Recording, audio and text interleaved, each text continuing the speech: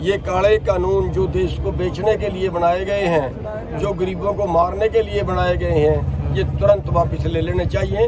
और अगर सरकार ये नहीं मानती है तो जो बीजेपी के, मैं ये कहूँगा कि जो फ्री में तलवे चाट रहे हैं, उनको बीजेपी को छोड़ के आ जाना चाहिए। कि ये तो तिरंगे से भी धोखा कर रहे हैं। जिन लोगों ने अपने दफ्तर में तिरंगा नहीं लगाया, जिन लोगों ने देश की आजादी में कोई योगदान नहीं दिया, वो तिरंगे के ठेकेदार हो गए। बीजेपी के पास और कुछ नहीं है। कहीं जाति के नाम पे लड़वाए, कहीं धर्म के नाम पे लड़वाए, कहीं अफवाहें उड़ाई।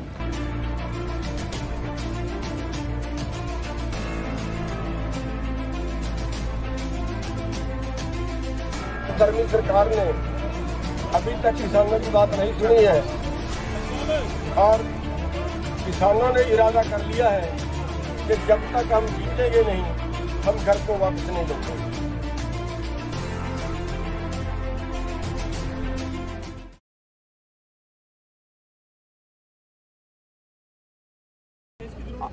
और अब हम लगातार सरकार को चेताने के लिए हर हफ्ते 10 दिन में एक जत्था लेके आते हैं। आज हमारा 8वां जत्था है।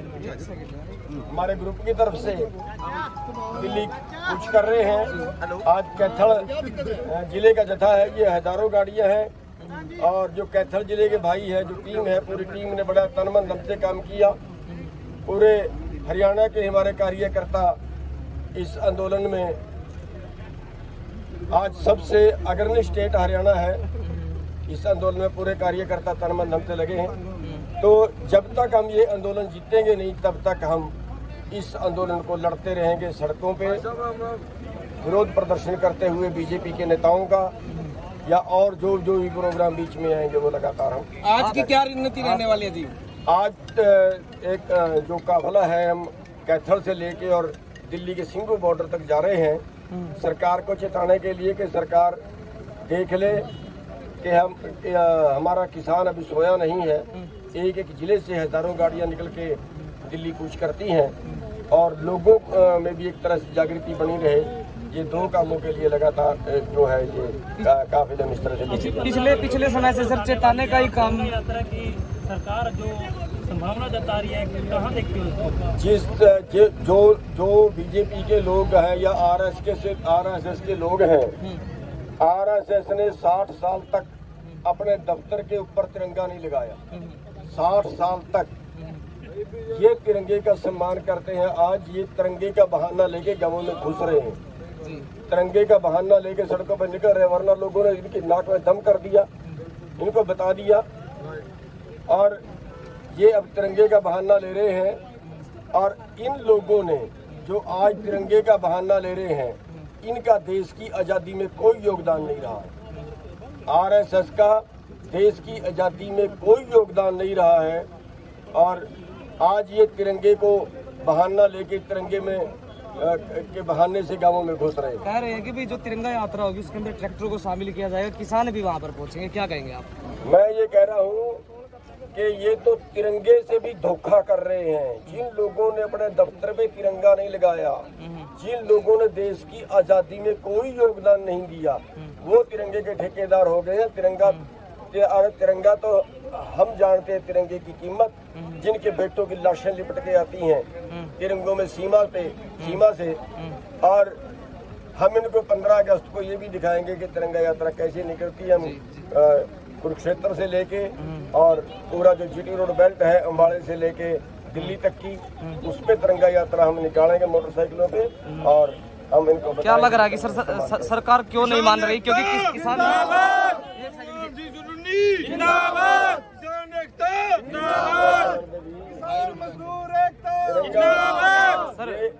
इसलिए नहीं मान रहे कि ये जो पूंजीपति हैं, उनके दलाल हैं, उनसे पैसे लेके इन्होंने ये कानून बनाए हैं। एग्रो बिजनेस जो 15 लाख करोड़ का है, वो एग्रो बिजनेस कारपोरेट को देने के लिए इन्होंने ये कानून बनाए हैं, जिससे देश में अन्न पैदा करने वाला, भोजन पैदा करने वाला भी मरेगा, कम से कम उसको रेट मिलेगा।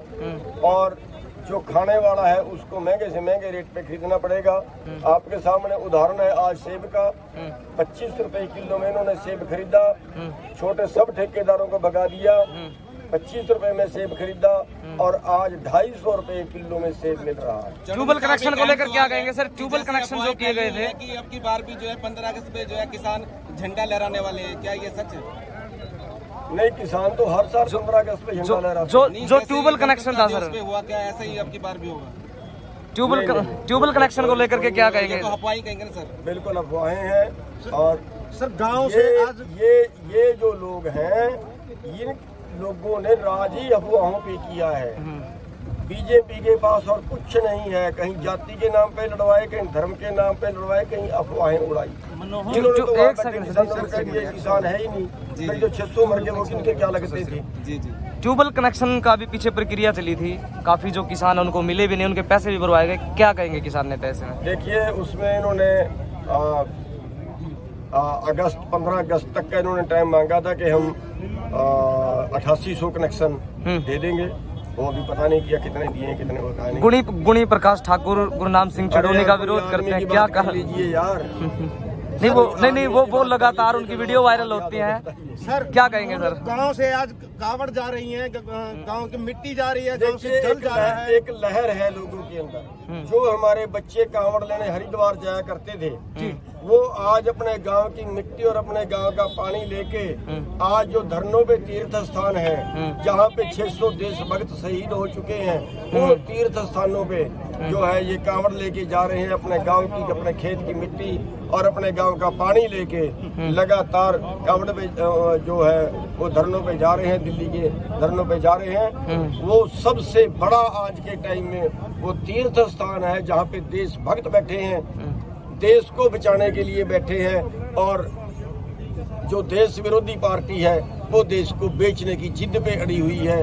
और इन देशभक्तों में 600 देशभक्त अभी तक शहीद हो चुके हैं। मीडिया के माध्यम से किसान भाइयों और सरकार को आप क्या कहना चाहेंगे? आखिरी सवाल। मीडिया के माध्यम से सरकार को तो कहना चाहेंगे कि अगर थोड़ी बहुत शर्म अभी भी बची है, अगर वैसे तो इनमें बची नहीं है, इनकी आत्मा मर गई है। पहले आत्मा जिंदी रहती थी, शरीर मर जाता था, लेकिन बीजेपी वालों के शरीर जिंदा हैं, आत्मा मर चुकी है। लेकिन फिर भी अगर कोई उनमें देश के खून का कतरा बाकी है, तो इस देश को बचाने के लिए उनको ये काले कानून जो देश को बेचने के लिए बनाए गए हैं, जो गरीबों को मारने के लिए बनाए गए हैं, ये तुरंत वापस ले लेने चाहिए। और अगर सरकार ये नहीं मानती है तो जो बीजेपी के, मैं ये कहूँगा कि जो फ्री में तलवे चाट रहे हैं, उनको बीजेपी को छोड़ के आ जाना चाहिए। सर, मनोहर लाल खट्टर को अभी धमकी मिली है? अरे कहीं नहीं धमकी मिली उसको, कुछ नहीं है, ड्रामे हैं सारे, मिली भगत करके करवाते हैं, सारे मिली भगत करके करवाते हैं ध्यान भटकाने के लिए।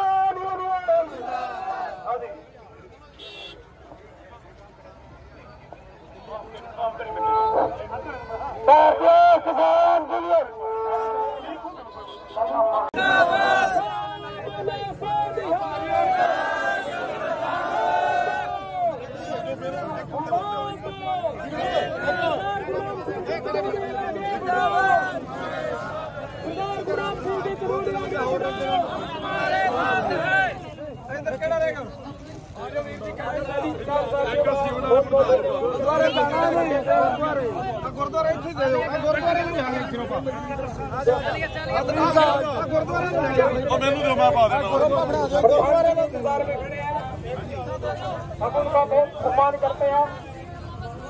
सभी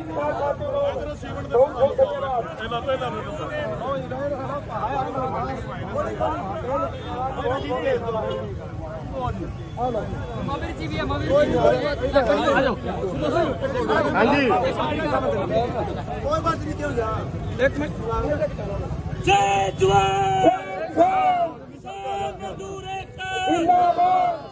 चढ़ोनी जी आगे बढ़ो, तुम्हारे साथ छक के जाओ। सारी संगत नूं बेनती है जी, चलो नहीं, चलो भाई, चलो चलो चलो चलो भाई, चलो चलो चलो चलो चलो। किसान मजदूर एकता जिंदाबाद, किसान मजदूर एकता जिंदाबाद।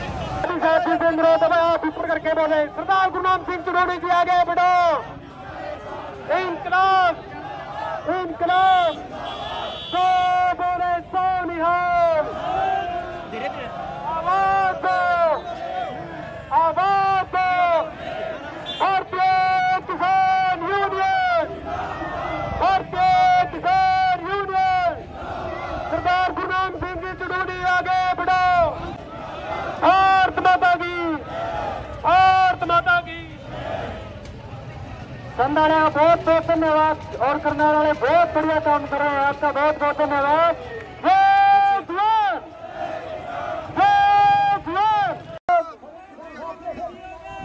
हम तुम्हारे साथ हैं,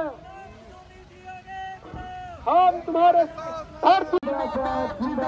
किसान एकता जिंदाबाद, संयुक्त किसान मोर्चा जिंदाबाद, संयुक्त किसान मोर्चा जिंदाबाद, हमारे किसान साथी जिंदाबाद, हमारे किसान साथी जिंदाबाद, सभी दुकानदार भाई जिंदाबाद, सभी संयुक्त किसान मोर्चा एकता जिंदाबाद, किसान मोर्चा एकता जिंदाबाद। हमारा नेता कैसा है, हमारा नेता कैसा है, आवाज दो, आवाज दो। तो हमसे टकराएगा, तो हमसे टकराएगा। अरे भैया अगले वाली गाड़ी निकालो ना, ये अगले वाली गाड़ी निकालो ना। जब सेवादार जाओ आगे, देखो आगे कौन क्या है।